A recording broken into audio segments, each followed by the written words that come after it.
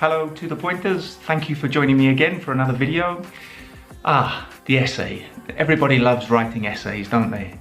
Well, I'm sorry, but it's compulsory in part 1 of the writing of the CAE Cambridge English exam, also known as the C1 Advanced.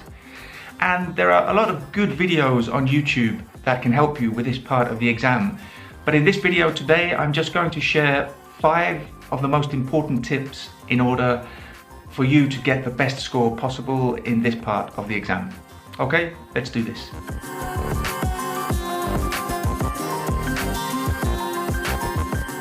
Tip number 1 is regarding the preparation, and it's to practice. Practice, practice, practice. I know you've heard it before and you will hear it again, but really it's the best way to be as prepared as possible for this part of the exam. You need to develop a strategy for how you're going to approach the essay. And also you need to know the timing. You need to know how much time you need to dedicate to each part. Of course, there are 2 parts to the writing paper. So I always recommend you dedicate 50% of your time to the essay and 50% to part 2. But some students prefer to do it in a different way, dedicate more time to the essay and less time to part 2, or the other way. And that's why you need to develop your own strategy. And the only way you can do that is by practicing. And by practicing with real sample exams. And you can find those on the official Cambridge English Exams website. And also they have a special website called Write and Improve, where you can do a writing exercise, in this case an essay, submit it, and immediately you get some feedback. So I'll put the link to that website in the description of this video. But yes, every time you do a sample exam, time it, see how long it takes you, try to do it within the 45 minutes, and work out a strategy of how much time you dedicate to the planning, how much time you dedicate to the writing, and how much to the checking. I always recommend 15 minutes for planning, 20 minutes for the writing, and 5 minutes for checking. I'm going to explain why I think you need so much time for the planning right now, because that's tip 2. So yes, tip 2 is plan well. So when you sit down to start the writing part of the exam and you look at the essay task, if you just start writing without sufficient planning, you'll probably find that first of all, you'll write too many words or maybe too few words. Remember, the word limit is 220 to 260 words. You may find that you don't answer the question, you don't do the task. And that's very important because the examiners are looking to see that your essay is relevant to the task, so the content of the essay is relevant to the task, and that the target reader is informed. Now, the target reader in the case of the essay is your teacher. You're always writing the essay for your teacher. So if you write without planning, you may get a little bit lost, or you may not be able to finish what you're writing in a concise and coherent way. So, as I said, I recommend 15 minutes for planning. Now, many people think that's a lot, it's a bit excessive. But the more time you spend planning, the less time you need to spend writing. Because I mean to really plan quite thoroughly what you're going to write in each paragraph.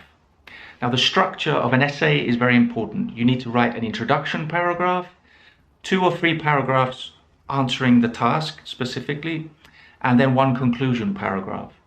So in the planning, you can really think about what content you're going to put in each paragraph of the essay. Because the examiners are also looking that you have a logical, ordered, and coherent essay. So it has to flow and have some kind of organization to it. It's very important with the essay. And you'll also need to use some kind of cohesive devices, so linking words, which I'm going to speak more about in a moment.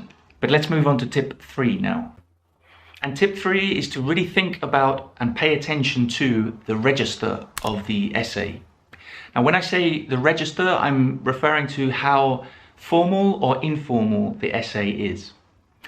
Now, an essay is fundamentally an academic text, and you're writing it for your teacher, as I said. So it needs to be relatively formal. And most importantly, it needs to have a consistent register. So the style of the vocabulary and the flow of the text that you're writing in must be consistent throughout the text. If you're very formal in the introduction, you can't be informal in the conclusion, for example.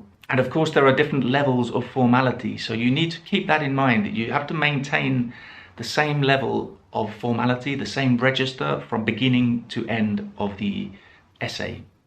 Okay, tip number 4 now. And tip number 4 is to think about and pay attention to the vocabulary. Now, you're at an advanced level now, so you need to take the opportunity to really demonstrate the impressive vocabulary you can use, and a wide range of vocabulary too, but always appropriate and relevant vocabulary. So depending on the task set, you have to use vocabulary that is specific to that topic. So for example, adjectives. I really recommend that you learn or revise as many adjectives as possible, so you're familiar with as many as possible, because you don't know exactly what the topic will be for the essay.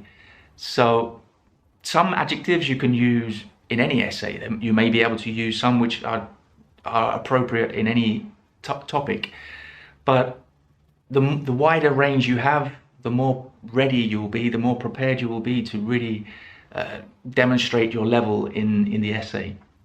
And also, while we're speaking about vocabulary, you need to use cohesive devices. Now, cohesive devices are basically linkers, and linkers are the words that help the essay to flow. Some linkers are very basic, like firstly or first of all, secondly, finally, in conclusion, but you should be using more advanced linkers too, like nevertheless, or however, or furthermore, moreover, in addition, on one hand, on the other hand. These will really help with the structure of the essay, so that your essay is logical and ordered, as I spoke about before. And also so it flows. When the examiner is reading the essay, it has a flow to it. It's easy to read. So you really need to demonstrate a good range of vocabulary. Obviously, you have limited words, maximum 260 words. So it's going to be difficult to fit as much vocabulary in as possible. And you shouldn't just throw in any vocabulary just to try to impress the examiner. It needs to be relevant and appropriate, of course. But it's an opportunity, so take the opportunity. Be proactive with your use of vocabulary. Okay, the last tip, number 5. And this is to check your essay at the end.